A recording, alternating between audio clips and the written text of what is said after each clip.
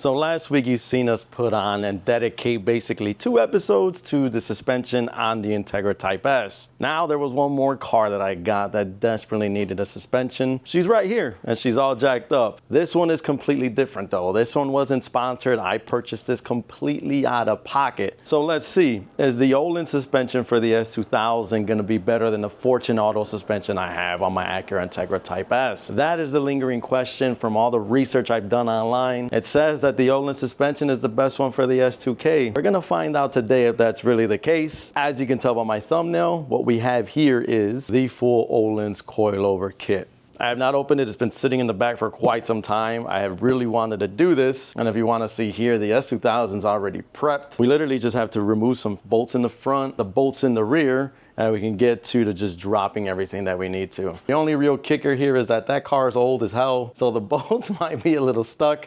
We're gonna go ahead and spray them down right now while I do a breakdown of what we got here with the Ohlins suspension and from how it differs even from how it's packaged, right? This is completely different than what I got with Fortune Auto. Fortune Auto was basically all built together.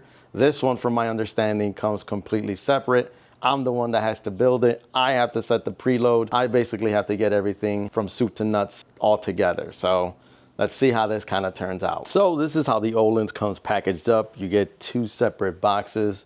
I am not sure what is in each box, but we are about to find out right now. So on the left, let us open up. Oh, I think I got an idea. I'm guessing top hat and springs in this guy. Yeah, you get 4. Let's just go ahead and bring them out here, guys. We're gonna open this together. Like I said, I have not touched this. I have not done anything with it. It's simply just been me looking at it, and I'm tired of that. Here we go. The meat of it all. Ladies and gents, these are the springs. So I'm gonna go ahead and just start stacking things to my right and my left. I'm not sure which ones are front or which ones are rear. I'm sure the directions will tell us very shortly here, but we'll go through this full unboxing with you guys and we'll see what else we got here. Now for the second box. This one's opening up a little differently, but here we go. Boot covers. So we got 4 boot covers. Just gonna make my way through this, guys, here so we don't waste much time. Obviously, you can't have anything suspension-wise or anything performance-wise without some great old stickers. Put the stickers to the side. I'm guessing these are the instruction manual for this guy. So, instruction menu, and then we got some bolts in the back here. Like I said, guys, this is gonna have to be fully built by moi. We also have our spanner wrenches here as part of the kit. I'll be sure that that lives in the S2K when we're all said and done. And here we go. We're getting to the nitty gritty, ladies and gents. Strut number 1. This looks like a rear strut just based on its length. So we'll see if I'm correct or incorrect here shortly. Strut number 2. I will say the packaging is awesome on these guys. Here at the bottom. Oh yeah, those are for sure gotta be the front ones.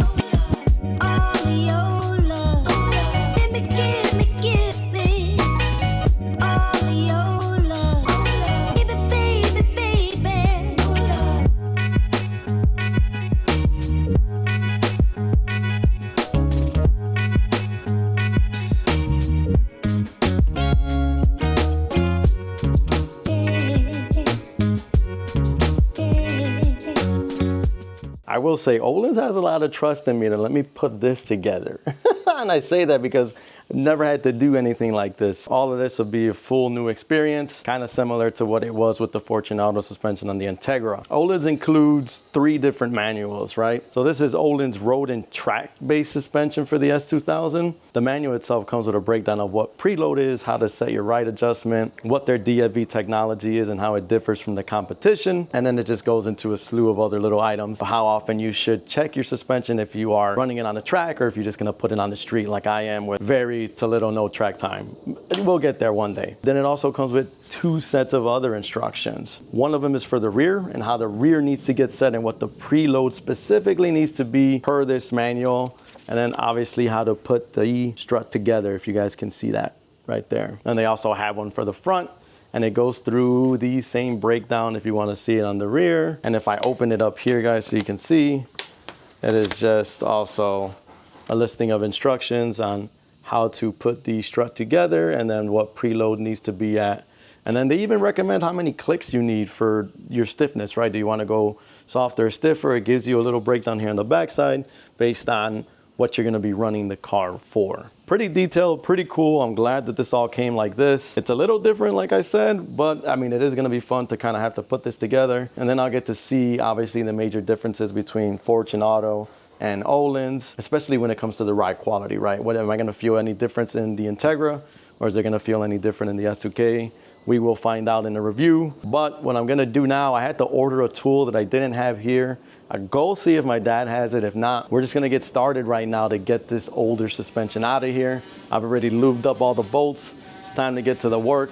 And then once that tool comes in, or if my dad does have it, we'll go ahead and we'll put the Ohlins suspension all together and then we'll slap it in. So this isn't gonna be too hard. I'm gonna show you right now exactly what we have to do. What we are gonna do here is we're gonna remove the 2 bolts on the upper control arm. As you can see, there's one on the left, there's one on the right. And then we'll remove the bolt from the strut at the very bottom.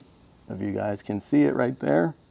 We'll remove that guy, and then we should get the leverage for the control arm. 1 is gonna move out of the way, but then 2, we should get the leverage for it to come up and down. And then we'll just save the bolts right here for the very last. And then once we take those out, this whole assembly should just fall out. For the rear of the car, there should be only 1 bolt, and it should be this guy right here on this little lower control arm. I haven't seen anything else outside of that I need to remove. I don't need to remove the upper ones. It's not connected to anything there.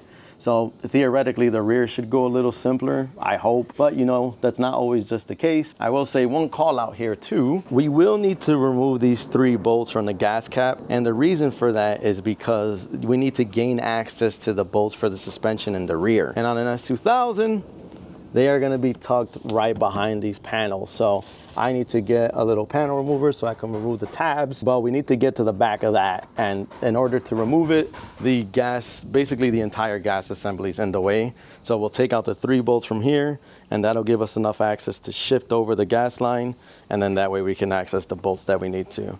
It's not the case on the passenger side, but it is the case on the driver's side. So I'll get to removing these tabs here in a bit, but I do want to get to just starting on the suspension that we have right now that's on the car currently. So let's just get to work. Let me get all the tools, and we're gonna just start cranking away on this and getting this done, all right? So it shouldn't be that long. Let's pray first. It's time to go, guys. I got my Tempur-Pedic mattress on the ground. Hey, don't knock it. Don't knock the cardboard until you try it.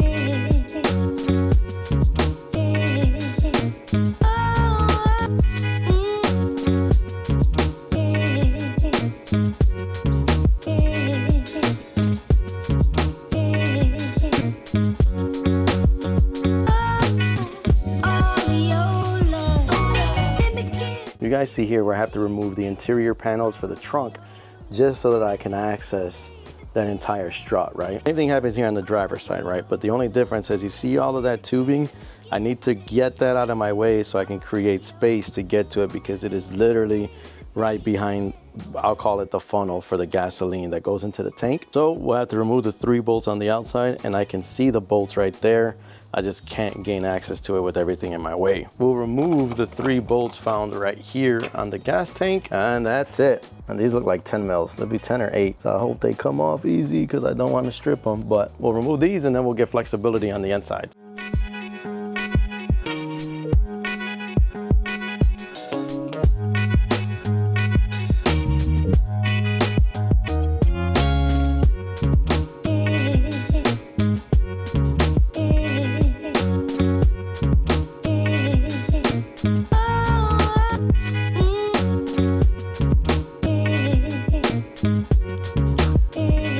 Full suspension officially out, guys. You wanna see, here's what it looks like. This is blank. Rear passenger side out.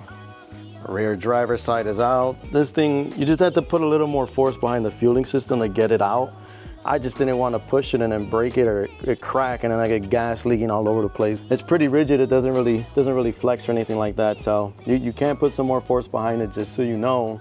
Just be careful. I didn't want to run the risk of doing anything bad that would damage it. Obviously we got the front out as well here. So I'm gonna put a bolt up in there again so that that upper control arm isn't just dangling.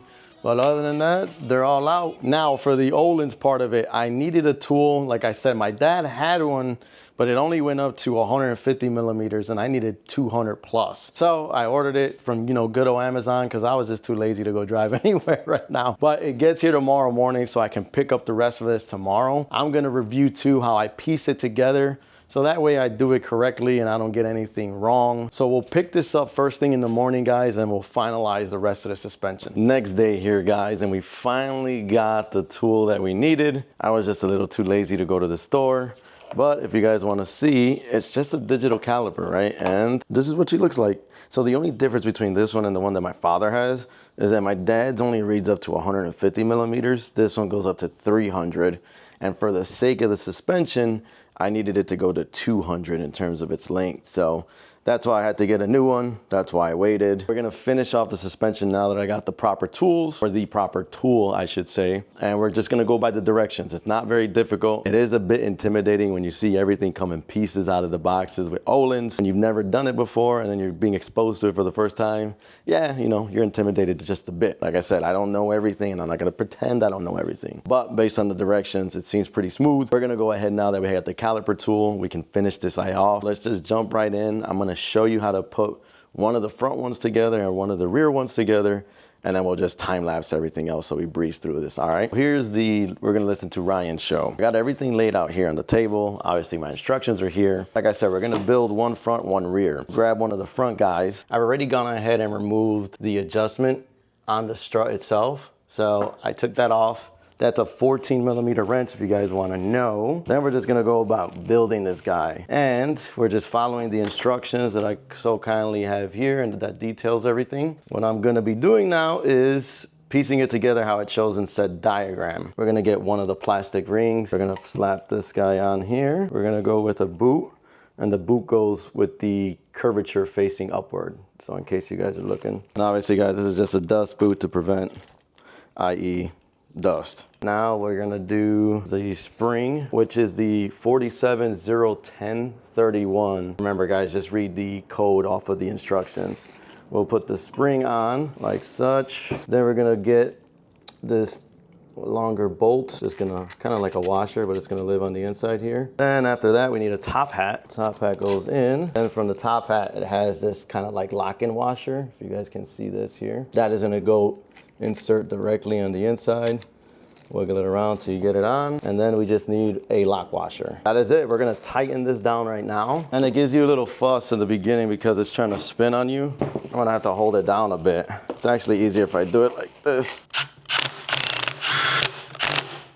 We're gonna add back the adjuster. The instructions say to hold this in with a number 5 Allen key, but I tried that with an open wrench. It still came out, like it fully came out. I've seen a ton of videos where people don't go that route, so I'm just doing it the other way that I've seen them install it, and I'm tightening it from the bottom, guys, not from up here. So we're gonna go back the open wrench here, and we're just gonna, I guess I'll just keep tightening it until I can't tighten it, but just to make sure she's in. And that's it. That's how you get this on. So let's go over here. Let's set the preload properly, and then the front strut will be ready to go. I already have the adjuster ready for 195. It's already set. The spring itself measures at around 200 mil. So the directions call to bring it down by 5, so 195. As you can see, I'm just going from the top hat all the way to the very bottom end of the spring.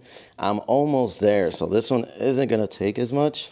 Now we just gotta loosen this guy up. So I got some space in there. Yeah, this guy's already tight. We're literally right there now. Exactly at 195. All you gotta do is what I like to call bring up B, right? There's on the collar side, there's A, B, and C. You loosen up B, it's gonna obviously adjust your preload. C, you loosen this guy up, it's gonna adjust the ride height. So tighten up B, and we're just gonna go and lock this guy in place. Bada bing, bada boom. That's how you get it, guys. Now on to the rear. And so the only difference between the rear and the front is that the rear calls for 7 millimeters off of the 200 from the spring. So you're gonna have a spring load in total of 193 as opposed to the front with 195. That is what we're gonna do. But first we gotta build it. And nothing changes here, guys. Like I said, we're still following the same exact instructions, only for the rear now. And then the preload portion of it is strictly on the back of the car. It's very simple here, but let's go ahead and put this thing guy together. Well, first we gotta take off the screw, right, from the very top. Now, with the adjustment knob off, we'll put on the boots. One of the plastic rings goes first, the very bottom, followed by the boot, followed by one of the springs. This guy uses a smaller kind of washer, just so you know. The bigger ones are for the front, or the longer ones are for the front. Shorter ones are for the rear.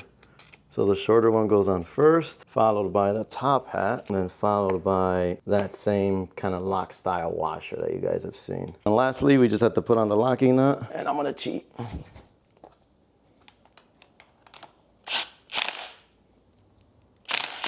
And then we just put back on the adjustment nut. And I am tightening it from the nut itself, guys, not from anywhere else. I don't want to mess with the adjusting. The last step in the process is just to adjust the preload. As you can see, I'm already set at 193. 193 and 1. It goes between 0 and 1, so don't freak out. I'm gonna find the bottom of the spring, and as you can see, I am super off. So I need to loosen this guy up.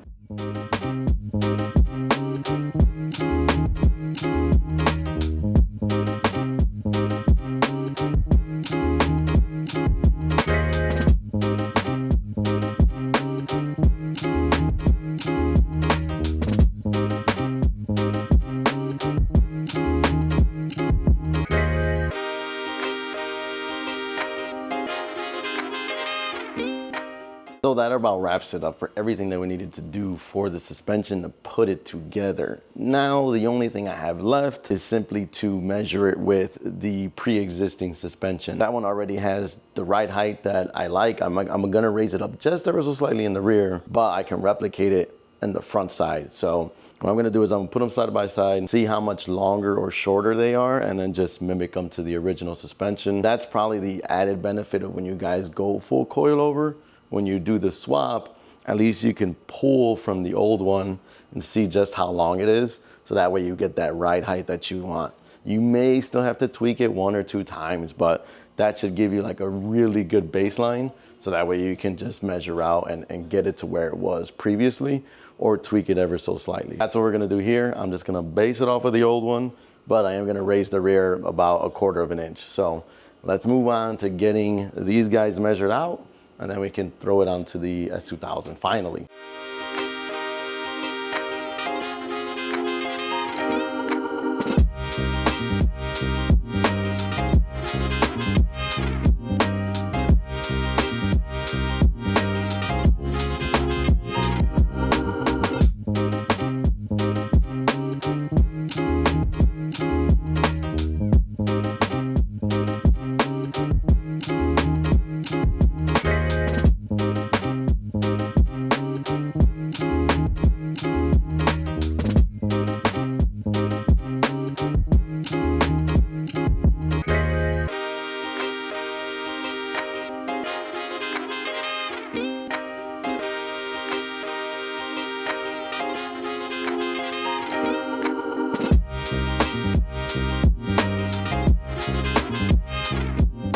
That is a wrap on the suspension, guys. Sorry, I had to change my shirt again. I go through like 3 or 4 every time I'm working outside. It's just hot. Let me show you guys what these 2 days worth of efforts were. It looks pretty cool. There's one thing I want to touch on though. So here we go. Well, obviously we have the adjustments on the top, right, and the engine compartment.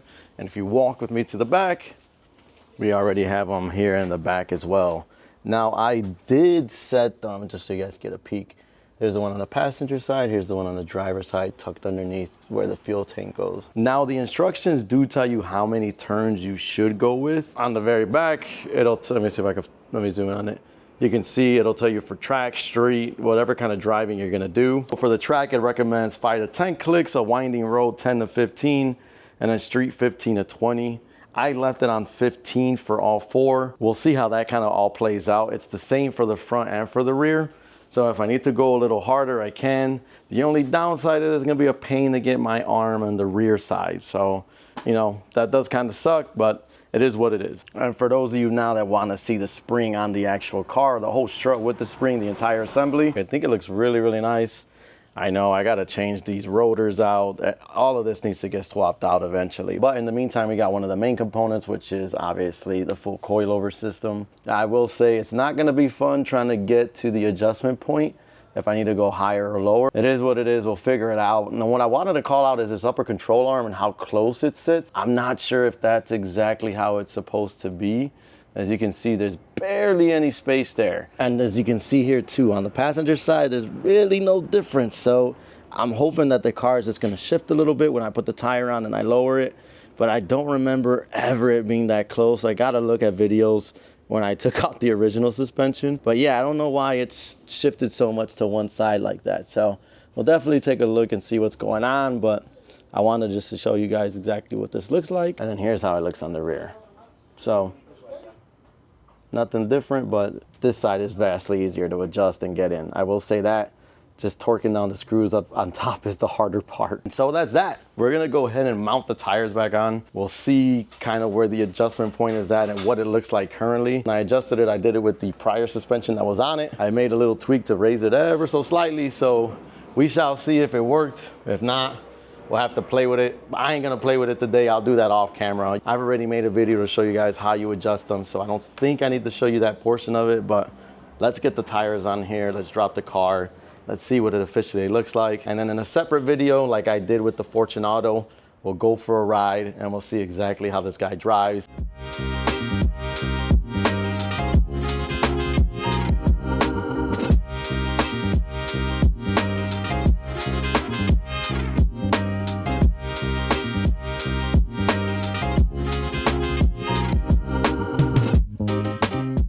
And here's how she sits, ladies and gentlemen. That's a wrap for the suspension. And that's what you guys can see on the side profile.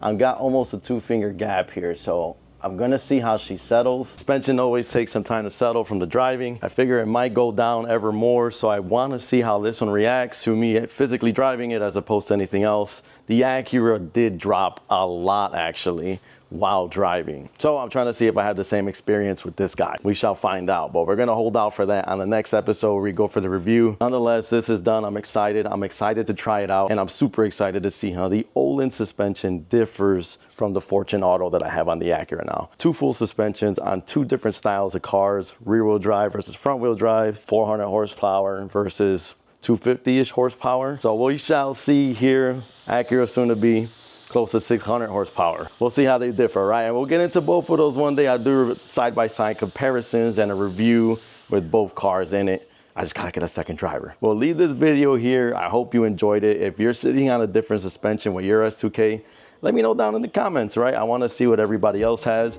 Or if you do have Ohlins, what are your thoughts on it? I'm about to see, 1, if it was worth the money, and then 2, if all the hype backs it up. I'll leave this video here, guys. You guys enjoy the rest of your day. I'm going to clean up the garage and all the mess that I have here. So, as always, cógelo con take it easy, because I am out.